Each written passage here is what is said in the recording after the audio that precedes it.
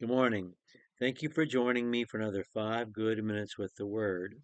I'm Barry Bryson, and we're continuing our study of David's wives.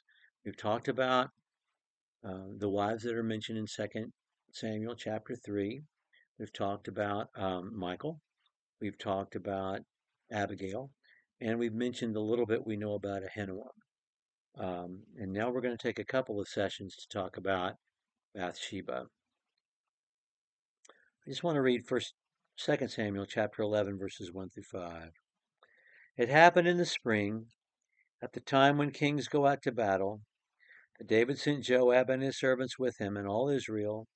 They destroyed the sons of Ammon and besieged Rabbah. But David stayed at Jerusalem. Now, when evening came, David arose from his bed and walked around on the roof of the king's house. And from the roof he saw a woman bathing, and the woman was very beautiful in appearance. And David sent and inquired about the woman, and one said, "Is this not Bathsheba, the daughter of Eliam, the wife of Uriah the Hittite?" And David sent messengers and took her. And when she came to him, he lay with her. And when she had purified herself from her uncleanness, she returned to her house. And the woman conceived, and sent and told David and said, "I am pregnant." These 5 verses are some of the hardest to read in all the Old Testament, at least for me. That David, the man after God's own heart, the author of Psalm 23, the author of Psalm 103, the author of Psalm 131, has the capacity for such evil and succumbs to that evil and acts on that evil. And yet repents of that evil in chapter 12 and is given grace.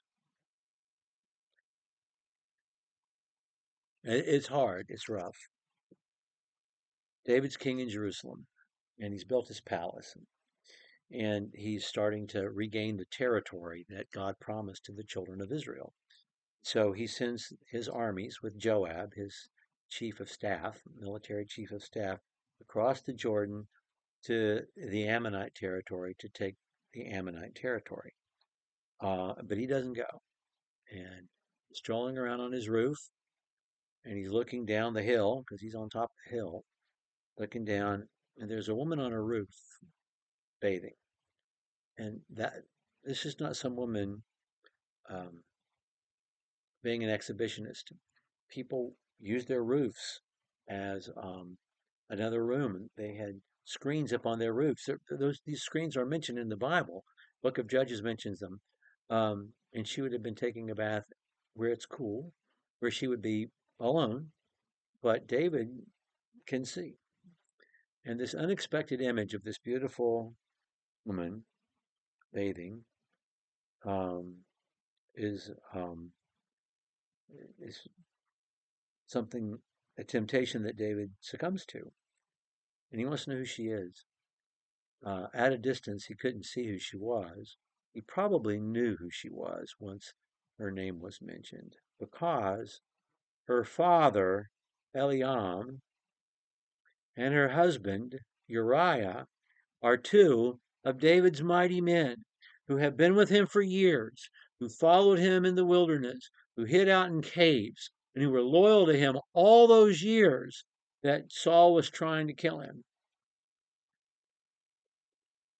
She is the daughter of a comrade in arms and the wife of a comrade in arms.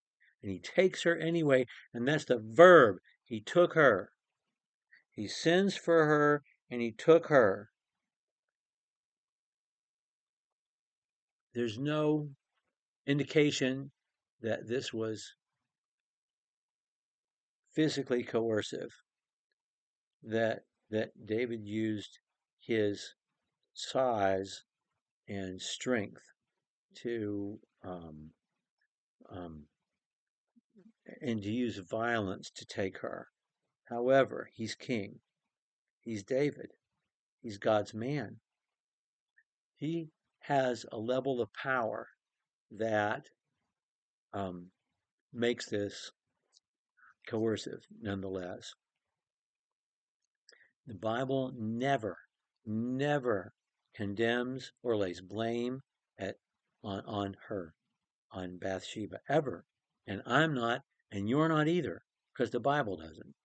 Um, this is David doing this. David is the one who has agency.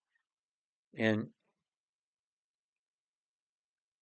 it's so almost textbook, someone who has been violated, um, that she goes home and purifies herself um, before she can return to her house. Um, and then when she gets pregnant, that's all she says to David. This is not a love match. This is not an affection. This is not even an attraction. But I mean, this is just a fact. I'm pregnant, and my husband's at war. And we know what happens. David brings Uriah home, gets him drunk, tries to get him to sleep with his wife. But Uriah is such a good man that he won't. He sleeps at the doorstep of the king's palace until he gets sent back. And so David sends him back with a note to Joab, telling Joab to set it up for him to die in battle.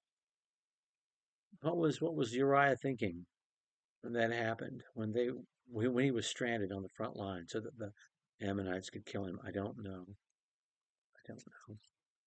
But I do know that Nathan the prophet came and prosecuted David on the Lord's behalf, and that David repents. Once Uriah is dead, David takes Bathsheba into the palace as a wife, and and because of God's judgment, their child dies. And this session is not about David; it's about Bathsheba. So let's talk about Bathsheba. Her husband, whom she loves, is sent to war by this man, who then takes her and has relations with her, and then, when she's pregnant, has her husband killed, and then, because of the punishment of God for this act, the child dies that she has given birth to. How can you ever have a relationship with this man that you're married to now?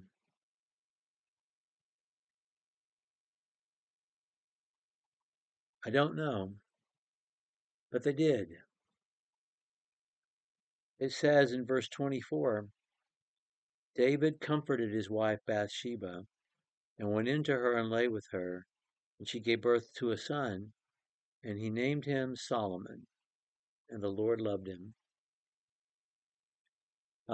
It's just one very short verse, but it had to describe a very long period of time, and that David took the time and took the effort to, over time, comfort Bathsheba and build a relationship with Bathsheba, to be not only repentant to God, but repentant to her. And eventually, they had a son together, and that son would be king. And it's that we want to talk about next time. Bathsheba exercising agency to make sure that her son Solomon is going to be king over all Israel and succeed his father on the throne. Okay, we'll talk about that next time. Thank you for joining me for another 5 good minutes with the Word.